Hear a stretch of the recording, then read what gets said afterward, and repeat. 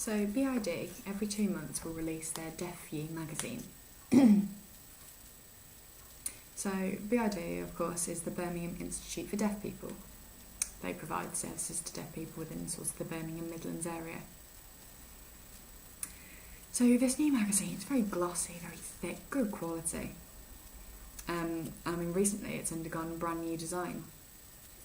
2 deaf girls, Avril and Ruth, they've got their own business, Attic Designs. So they've been putting this new design for the magazine together, which is why it looks so fantastic. We've also got a new editor who works full-time at BID himself. So he sort of focuses on publishing and that sort of thing, collecting the stories. I mean, he's deaf himself. So he's been thinking, we've got a new design. I don't want it to be the same as it always was. I want it to be new and exciting. So he's asked me every 2 months whether I could give him a new story, a new article, focusing on deaf history within the Midlands area. So I thought, Midlands, do I know enough about the Midlands? And I thought, really, I know plenty.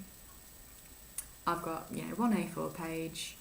It's perfectly possible. I can do some writing, can move some stuff around, put some pictures in there.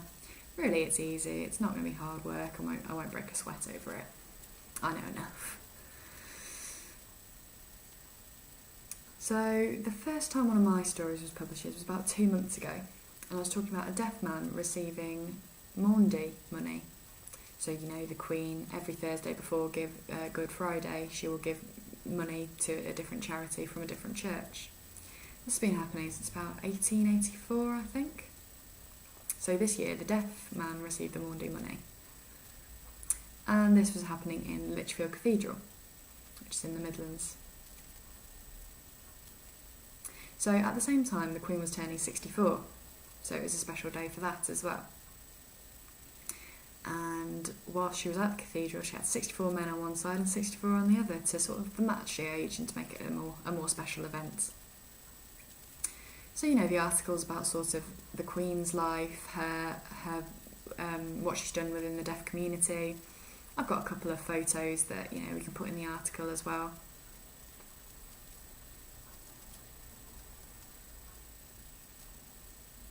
So I didn't obviously find this out from the Queen herself. I met with her son.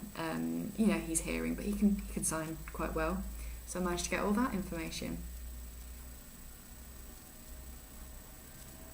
And I've got about 10 pages worth, which is perfect for the Deaf View newspaper.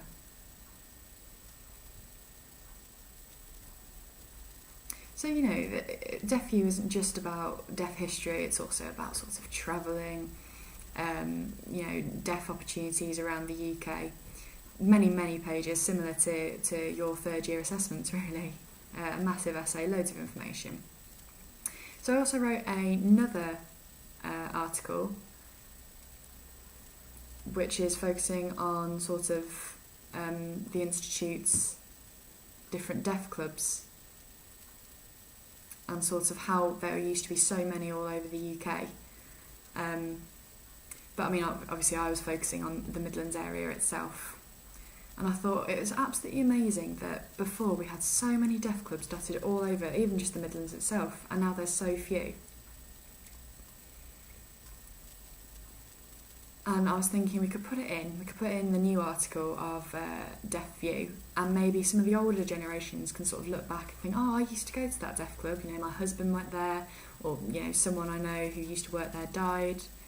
I also think it's important that the deaf youth get a good look at sort of what the deaf community used to be like. Deaf people didn't used to meet in the pub or go to house parties 50 years ago.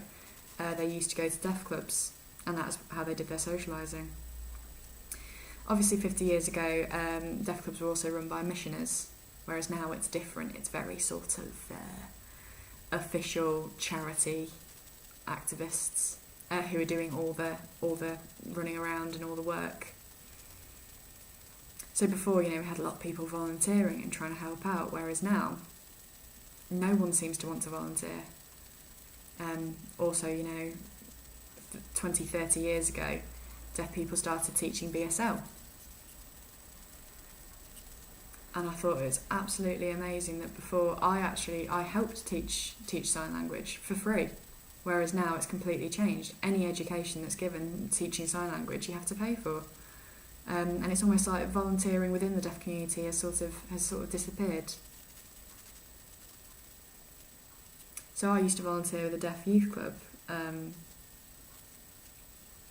but now you can't volunteer anymore. You need a qualified teacher to teach sign language. And I thought it'd be really interesting to put this in the latest edition of Deaf View, so that people can look back and see how it used to be in the old-fashioned times. Now we've got one deaf private school in the West Midlands, whereas before we had many more. And I think it's important to almost dig up that past and look at the history of it, look at the pages of what's happened before and especially what's happened in the West Midlands area. So I think it's quite interesting to look back and then compare it to how things are now. And maybe people can sort of look at how people used to run deaf clubs in the West Midlands voluntarily, set up deaf clubs. Deaf people can manage all of this. Deaf people can do it all themselves.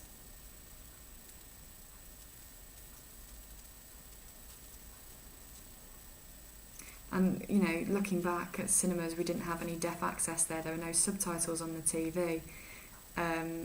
We didn't just go to the pub for Deaf Club. There's